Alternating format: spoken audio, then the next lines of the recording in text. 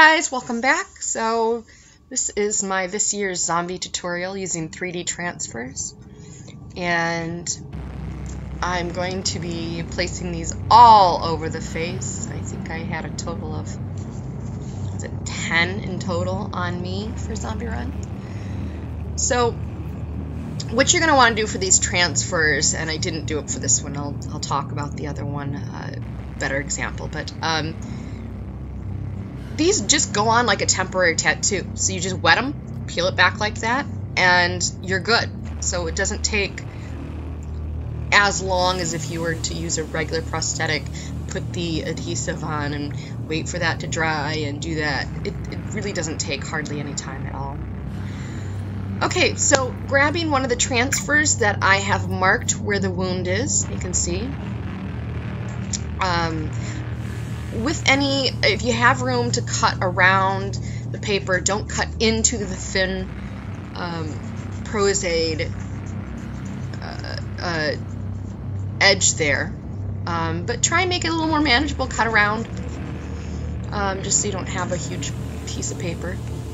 Place it where you want, and that's why I marked on the back. It's so much easier doing these on other people than yourself. So it really does help to have a visual where that wound or prosthetic is going, and that's why you mark it on the back where it is, so you can see where you're placing it. It makes it a lot easier. And this is a hard spot to put anything right by the face because it's not completely flat. So I'm having a little bit of a difficulty doing that, but hey ho, I get there anyway, right? So again, you just take it, place it, hold it there. I have a little container with water, and a sponge works best because it holds the water, and you just saturate it until you can feel that it's ready to peel off, and it will slide. And this is just me adjusting the actual eyepiece itself. So I'm going to continue putting these on, and then I will come back after that process is done.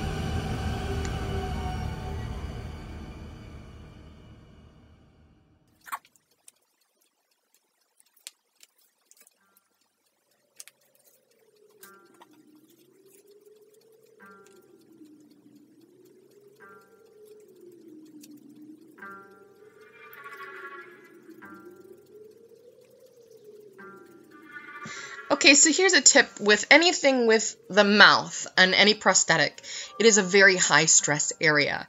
Now these transfers, the one great thing is they're made out of adhesive, so that's why they stick and you don't have to add any.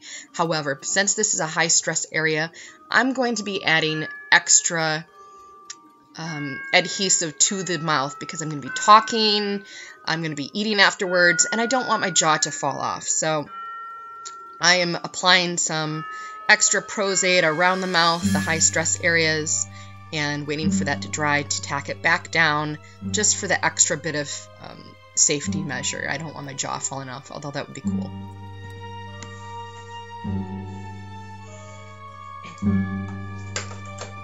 So I have a little bit of makeup on already. Basically all I have really done is put on my prosthetics, and I've added some skin Illustrator to the wounds. And right now I'm just doing some contouring and shading and, you know, really kind of making everything recede and move forward and look a little less smooth skin and more rotting and dead and creepy. And I'm using a lot of taupes, browns, and some meaty colors, some more of a pinky reds, and just modeling the skin with that, and then adding black for depth, and that's basically all I'm doing here.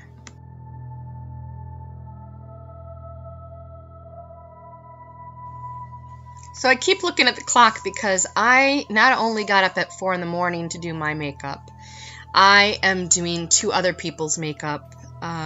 I was going to be doing 3, but the other person didn't show up, so it gave me more time to work on my makeup.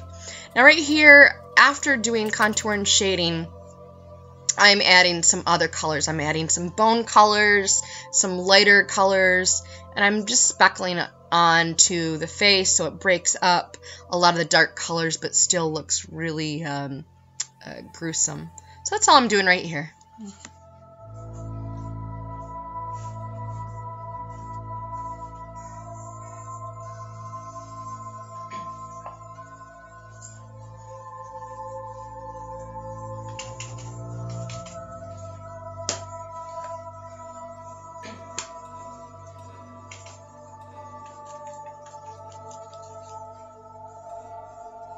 Okay, next I'm taking the NecroMania Skin Illustrator and I'm adding the bone color back into this prosthetic because I want it to look like bone versus a skin brow.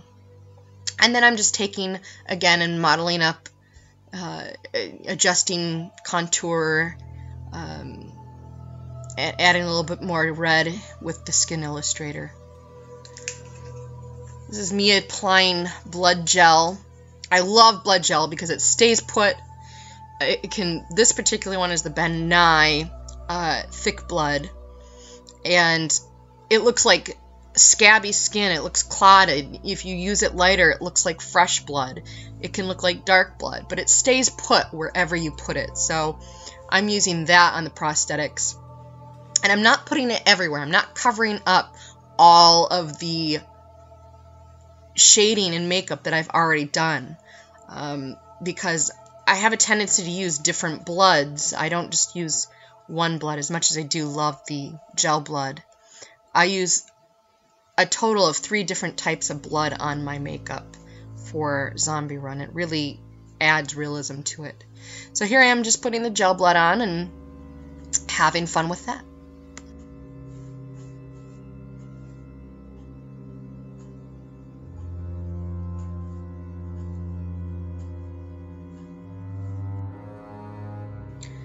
Now with doing blood wounds, I really like to blot blood as well. You'll see me do that here in a minute. It really does add realism as far as, you know, splatter blood and stuff like that. With wounds like this, you'll have smearing, you'll have spattering, you'll have stuff like that. I'm even adding, I have prosthetics on my hand and on my legs, which, don't forget those. Once you put those on, don't forget that those have to be, you know, equally as done up as the ones on your face. So here I'm just putting the blood on the prosthetics on my actual legs.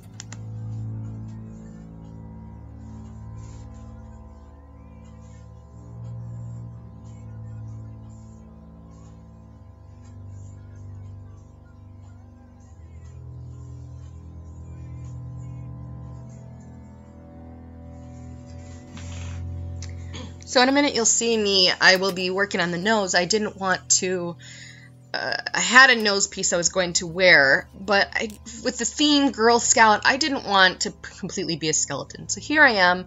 I've darkened around the nostrils to kind of make it look more sunken in, as well as placing blood coming out of the nose. Now here I had extra time, and when I step back after I've colored everything, put blood in, I'm like, okay, I might need a little bit more blood here. I might need a little more wounds here. Something just looks too clean or too smooth. And that's what I'm doing right here. I'm just adjusting everything. I'm also applying another type of a blood. It's a stage blood, so that's the more fresher blood on top of the scabby blood, and contouring whatever's going to be showing from your costume.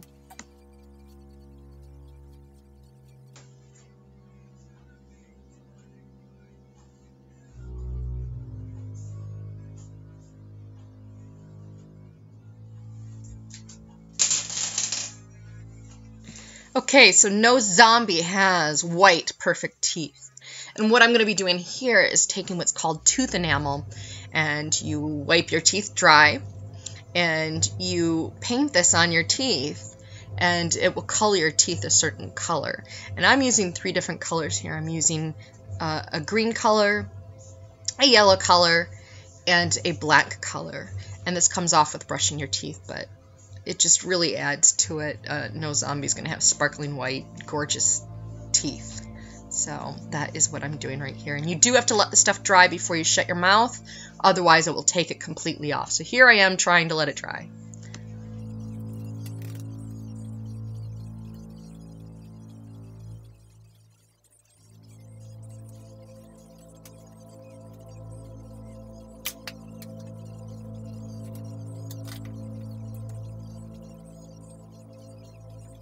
And I hear a knock at the door. So first makeup is here, and we will be chatting a little bit about zombie stuff.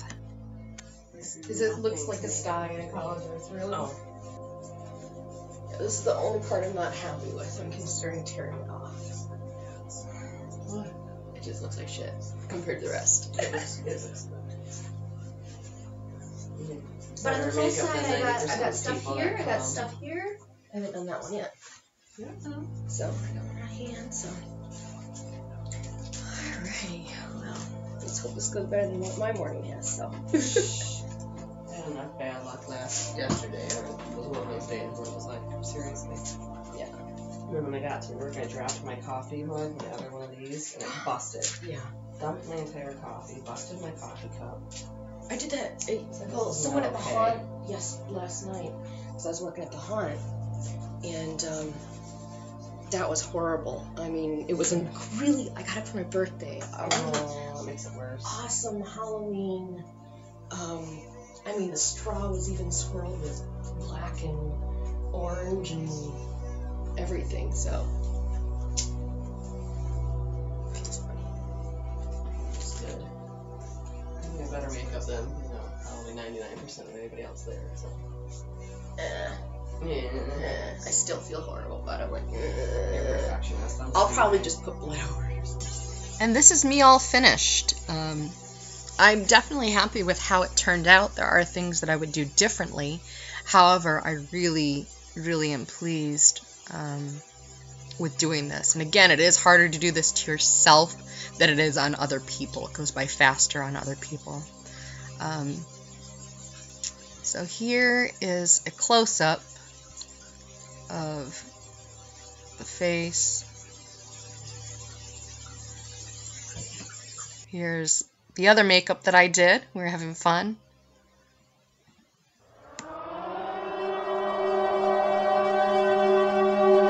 So this is me arriving at the event, waiting for the other girls. We met up before the race. This is pre-race. Get a lot of stares and looks. It's so much fun to do. It turned out to be more of a walk than a run, since everyone wants to stop you and take your picture, which is the best compliment ever. Now, here are prosthetics. It's hard to get a picture of my legs, but I had a total of 4 prosthetics on my legs. Very effective, because most people just expect stuff to be on your face, not other parts of your body, but that's the thing. If you have your ears or anything like that out, please paint them up. It's just adds to the effect. I had one in my hand as well. These are very comfortable. You forget they're on there. They're hard to detect edges. I'll have a close-up here in a minute on my hand. And it's really hard to tell where it ends or begins. That's why I love them. And this is us at lunch. So if you can imagine sitting across from that at lunch. If you haven't done a zombie run, and you're into this stuff, do it. It's fun. You really have so much fun with it. It's less race and more just to have fun. Now, the other ladies that we actually won for the best group costume. So this is us after we just found out that we had won. And we had such an amazing time and plan on doing it next year. So I was asked how hard these are to get off, and normally with Pros Aide you do need a remover, but with these ones I find that the transfers aren't as bad. They peel off, so here you'll see a little bit of the removal process, and then if you remove them, use a little bit of a remover or baby oil if you don't have a remover, and a nice hot shower, and you will be good. But this is the removal of the 3D Pros Aide transfers.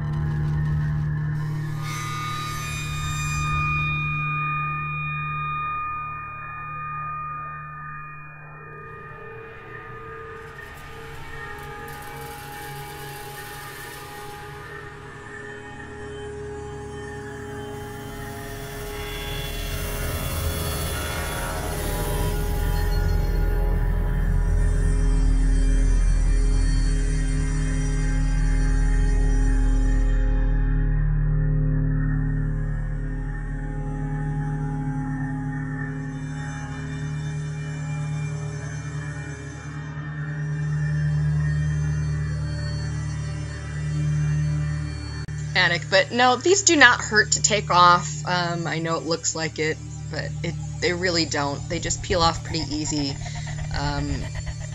They don't pull at your skin very hard, and they don't pull anything out. So it didn't hurt to remove these at all.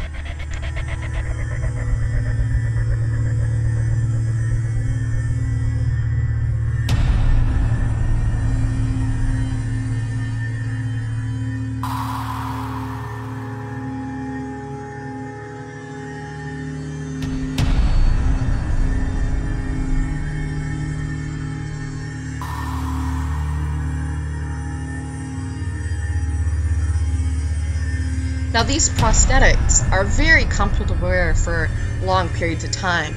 After you put them on and get over the initial it feels weird, they start warming up to your body temperature, and they really do feel like a second skin. You almost forget after wearing them for that long that they're on, and you can wear them for long periods of time and aren't completely uncomfortable, whereas foam or latex is very heavy and it, you know, just doesn't feel as comfortable. So you can wear these for long periods of time. I've had these on since 4 in the morning, and you can wear them for long periods of time and not have them bother you.